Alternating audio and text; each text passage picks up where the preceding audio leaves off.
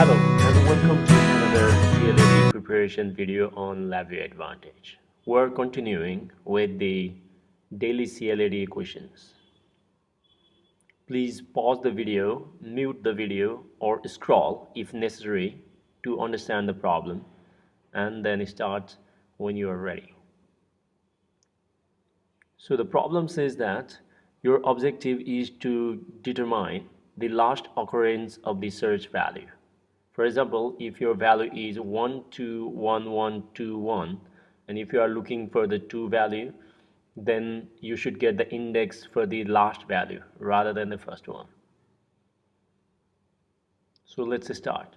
So if you look into the option A, the option A is providing the index of the found value, but the problem here is it is returning you the first value because the loop will stop immediately when it finds the search item. Option B is also incorrect because it will stop looking for the value once it will find the first item, so it will not detect the last occurrence. So similarly, the option C is very similar to the option A. The loop will stop immediately after it has found the search value, so it will not look for the other occurrences.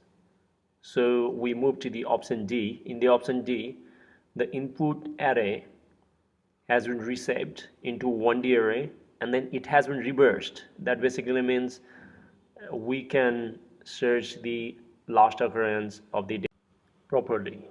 So the answer is D.